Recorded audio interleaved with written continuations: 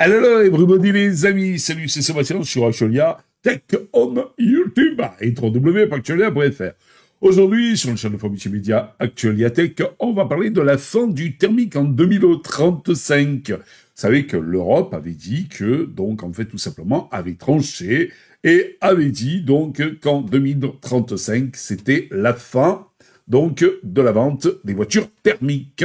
La France et l'Espagne, retournement de tambour, jouent-elles contre leurs propres industries? Eh oui, parce que l'Union européenne a tranché. 2035 signera la fin de la vente des voitures neuves à moteur thermique. Alors que cette échéance, pilier du pacte Fit for 55, est vivement contestée par plusieurs grands pays producteurs, comme l'Allemagne et l'Italie par exemple, qui plaident pour un report, voire donc l'inclusion des e-carburants, la position de Paris et de Madrid surprend. Quand vous voyez que notre industrie automobile est en grande difficulté, la France et l'Espagne, deux poids lourds de l'industrie automobile européenne, soutiennent fermement cette date butoir de 2035 pour la fin des voitures thermiques. Explication, donc tout simplement, eh bien, comme d'habitude, simple et précise. C'est parti. Bonjour à tous, aujourd'hui on va s'attaquer à un sujet qui fait couler beaucoup d'encre, la fin des voitures neuves à moteur thermique en Europe prévue pour 2035 et on va s'intéresser plus particulièrement à la position, disons-le carrément surprenante, de deux grands pays producteurs face à cette échéance. Voilà la question qui va nous guider.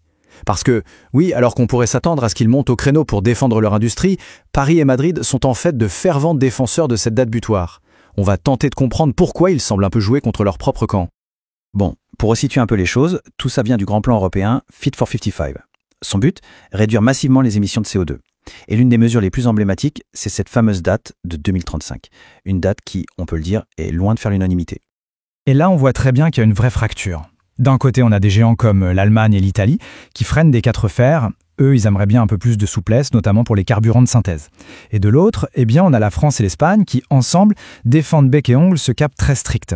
C'est assez contre-intuitif et c'est justement ça qu'on va creuser. Allez, on entre dans le dur. Pour bien saisir la portée de ce pari, il faut d'abord mesurer le risque.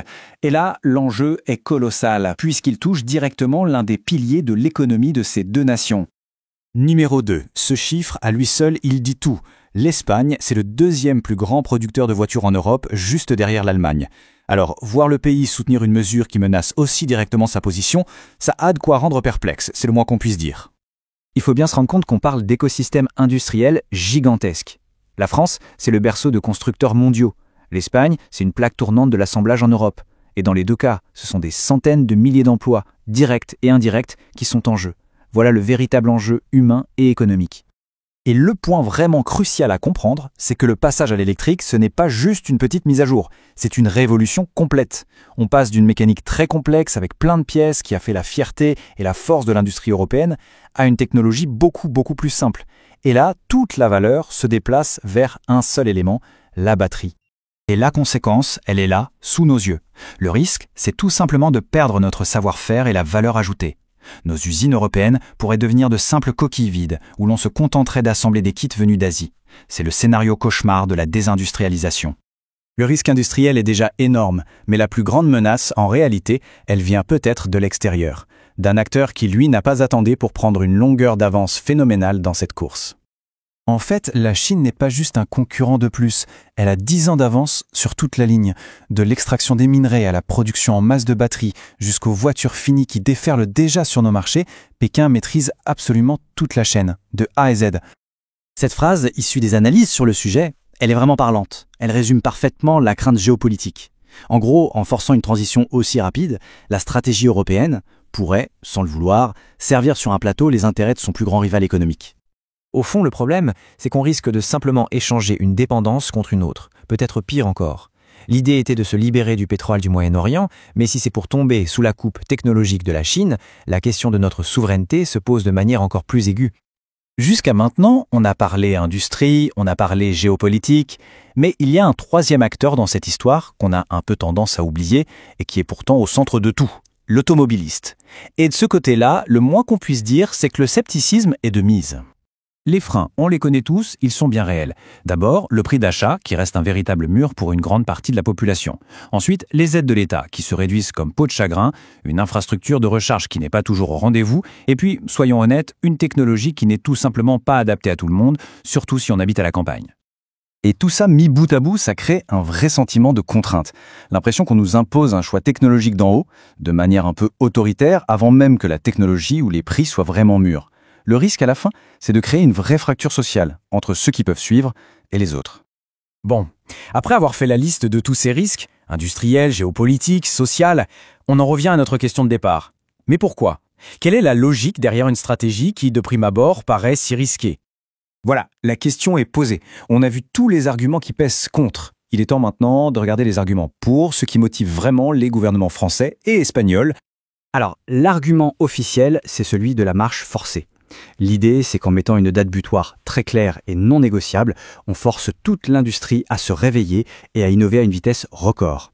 C'est une sorte d'électrochoc pour éviter de se transformer en musée de l'automobile et surtout pour essayer de créer enfin un fameux Airbus de la batterie avec ses projets de méga-usines qui fleurissent un peu partout. C'est donc ça, le cœur de la stratégie. C'est un pari.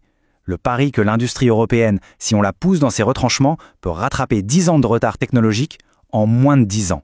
Tout repose sur cette capacité à mobiliser des milliards et à construire à toute vitesse ces fameuses gigafactories sur notre sol.